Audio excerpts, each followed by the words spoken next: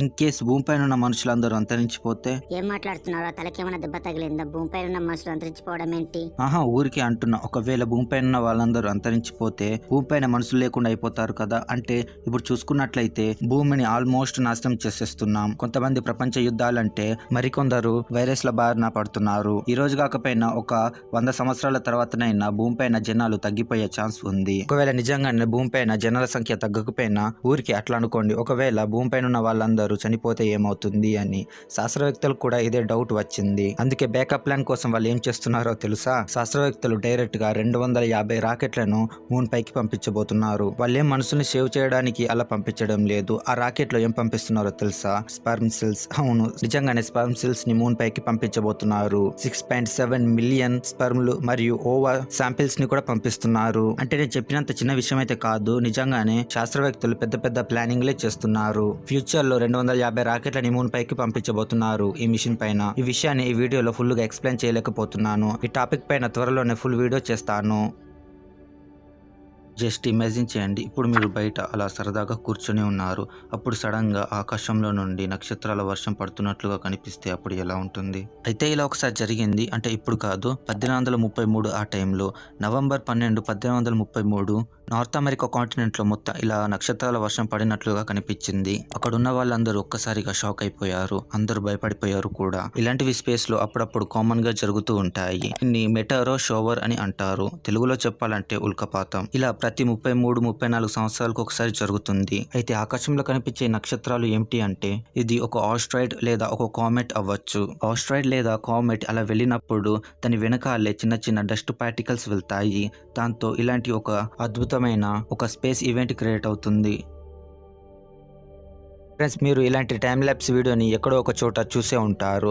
కానీ మీరు ఎప్పుడైనా ఇలా అనుకున్నారా, మనం ఇలా వీడియోస్లో కాకుండా కంటి చూపుతో చూస్తే ఎలా ఉంటుందో అని? నాకు తెలిసి మీరు ఇలా అనవచ్చు, ఒక ప్లాంట్ యొక్క ఎదుగుదలని కంటి చూపుతో చూడాలంటే కొన్ని నెలల వరకు సమయం పడుతుంది. ఒక చెట్టు యొక్క ఒక ఆకు పెరగడాన్ని చూడడానికే కొన్ని నెలల వరకు సమయం పడుతుంది. ఆ ఆకు పెరగడాన్ని కంటి చూపుతో చూడడామంటే అది అయ్యే పని కాదు. కానీ ఫ్రెండ్స్, నేను ఎలాంటి ఒక ప్లాంట్ గురించి చెప్తానంటే ప్రపంచంలోనే అత్యంత వేగంగా పెరిగే ప్లాంట్లలో ఇది మొదటి స్థానంలో ఉంది. బ్యాంబో ప్లాంట్స్ ప్రపంచంలోనే అత్యంత వేగంగా పెరిగే చెట్లలో ఒకటి. ప్రతి ఒక్క బ్యాంబో ప్లాంట్ ప్రతి రోజు 35 ఇంచెస్ వరకు పెరుగుతుంది. ఒక రోజు కేటాయించి ఈ బ్యాంబో ప్లాంట్ ని చూస్తూ ఉంటే అది ఒక రోజులో 35 ఇంచుల వరకు పెరగడాన్ని మనం కంటి చూపుతో చూడవచ్చు.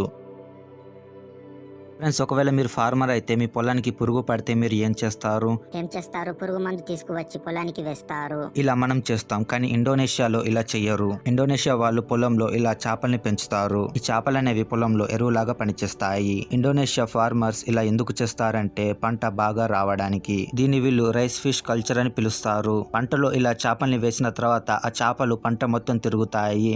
అలా తిరుగుతూ ఆ చేపలు ఆ పొలంలో ఉన్న కీటకాలని, పురుగుల్ని అన్నిటిని తింటాయి. ఇలా చేయడం వల్ల పంట బాగా వస్తుంది అండ్ ఆ పంట చుట్టుపక్కల ఆక్సిజన్ లెవెల్స్ కూడా పెరుగుతాయి. అంతేకాదు, ఇలా పొలంలో చేపల్ని పెంచడం వల్ల మామూలుగా వచ్చే పంట కంటే 10% ఎక్కువ పంట వస్తుంది. అయితే ఇండోనేషియన్ ఫార్మర్స్ ఇలా చేయడం దానిపైన మీ ఒపీనియన్ ఏంటి? కామెంట్ చేసి చెప్పండి. ఫ్రెండ్స్, ఒకసారి ఈ ఐలాండ్ ని చూడండి. సరిగ్గా నడవడానికి కూడా స్థలం లేని ఈ ఐలాండ్ లో దాదాపుగా 500 మంది నివసిస్తున్నారు.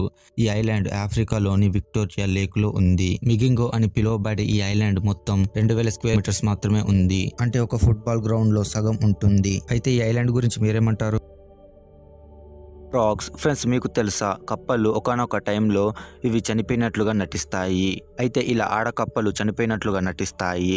ఎందుకంటే వాటికి ఇష్టం లేకపోయినా మగ కప్పల నుండి తప్పించుకోవడానికి. ఎప్పుడైతే మగ కప్ప ఆడకప్ప దగ్గరికి ఫస్ట్ నైట్ కోసం వస్తుందో ఆడకప్పకు ఆ మగ కప్ప నచ్చకపోతే చనిపోయినట్లుగా నటిస్తుంది. ఫ్రెండ్స్, మీరు ఎప్పుడైనా స్టార్స్ లెక్క పెట్టారా? లెక్క పెట్టే ఉంటారులేండి, బాగా గుర్తు తెచ్చుకోండి. అయితే మీరు ఎప్పుడైనా ఇలా అనుకున్నారా, అసలు ఈ విశ్వంలో ఎన్ని స్టార్స్ ఉంటాయో అని? అయితే కొంతమంది ఇలా అనొచ్చు, అసలు విశ్వంలో ఉన్న నక్షత్రాలని అస్సలు లెక్క పెట్టలేము. అంచనా ప్రకారం చెప్పాలంటే కొన్ని బిలియన్ స్టార్స్ ఉండొచ్చు అని మీరు అంటారు. అయితే దీనిపైన శాస్త్రవేత్తలు ఒక మంచి ఎక్స్ప్లెనేషన్ ఇచ్చారు. విశ్వంలో మొత్తం 1 సెప్ట్రిలియన్ నక్షత్రాలు ఉండొచ్చు అని అంచనా వేశారు. 1 సెప్ట్రిలియన్ అంటే ఇది చాలా పెద్ద నెంబర్. అసలు మన ఊహకి అందని నెంబర్. మన భూమి పైన ఎన్ని ఇసుక రేణువులు అయితే ఉన్నాయో అన్ని స్టార్స్ మన యూనివర్స్ లో ఉన్నాయి. దీన్ని మరోలా చెప్పాలంటే ఇప్పుడు సహారా డిజర్ట్ ఉంది కదా, ఆ సహారా డిజర్ట్ లో ఒక్కొక్క ఇసుక రేణువుని లెక్క పెట్టగలమా? అస్సలు లెక్క పెట్టలేము. ఒకవేళ లెక్క పెట్టగలిగితే ఒక్కొక్క ఇసుక రేణువు సహారా డిజర్ట్ లో ఎన్ని ఇసుక రేణువులు ఉన్నాయో అంతకంటే ఎక్కువ స్టార్స్ మన యూనివర్స్ లో ఉన్నాయి. ఫ్రెండ్స్, క్రొకడైల్ ఉన్న రివర్లోకి ఏవి కూడా వెళ్ళవు. కానీ ఒక చేప మాత్రం మనల్ని ఎవర్రా ఆపేది అనుకుంటూ ఆ క్రొకడైల్ ఉన్న రివర్లోకి వెళ్తుంది. వెళ్ళడమే కాదు, దొరికితే ఆ క్రొకడైల్ ని తినేస్తుంది కూడా. ఆ చేప పేరు గొలియత్ టైగర్ ఫిష్. ఈ చేప చాలా ప్రమాదకరమైనది. ఒకసారి ఈ చేప యొక్క పండ్లని చూడండి ఎంత భయంకరంగా ఉన్నాయో. ఈ గొలియత్ టైగర్ ఫిష్ కి మొత్తం 32 పండ్లు ఉంటాయి. ఫ్రెండ్స్, మ్యూజిక్ని ఇష్టపడని వాళ్ళంటూ ఎవరు ఉండరు. కానీ మీకు తెలుసా, ప్రపంచంలోనే మొట్టమొదటి మ్యూజిక్ ఇన్స్ట్రుమెంట్ ఏదో? ఆ ఇన్స్ట్రుమెంట్ ఒక ఫ్లూట్ ప్రపంచంలోనే అత్యంత పురాతనమైన మ్యూజిక్ ఇన్స్ట్రుమెంట్. ఈ ఫ్లూట్ ని 1995లో జర్మన్ లో కనుక్కున్నారు. ఈ ఫ్లూట్ ఒక పక్షి ఎముకతో తయారు చేసి ఉంది. ఈ ఫ్లూట్ దాదాపుగా 40,000 సంవత్సరాల నాటిది అని చెప్తున్నారు. సముద్రంలో నివసించే అతి భయంకరమైన షార్క్ ఏదో మీకు తెలుసా? అదే వైట్ షార్క్. దీన్ని ద గ్రేట్ వైట్ షార్క్ అని కూడా పిలుస్తారు. ఈ వైట్ షార్క్ సముద్రంలోనే అత్యంత ప్రమాదకరమైన షార్క్. ఈ వైట్ షార్క్లు 20 అడుగుల వరకు పెరుగుతాయి అండ్ చాలా వెయిట్ కూడా ఉంటాయి. ఇప్పటి వరకు తెలిసిన దాని ప్రకారం ఈ వైట్ షార్క్లు 351 మంది పైకి దాడి చేసింది అండ్ చాలా మంది ప్రాణాలు కూడా తీసింది. ఈ డెడ్లియెస్ట్ షార్క్ గురించి మీరేమంటారు? కామెంట్ చేసి చెప్పండి. ఈ వీడియో నచ్చినట్లయితే లైక్ చేసి ఛానల్ని సబ్స్క్రైబ్ చేసుకోవడం మాత్రం మర్చిపోవద్దు. Thanks for watching.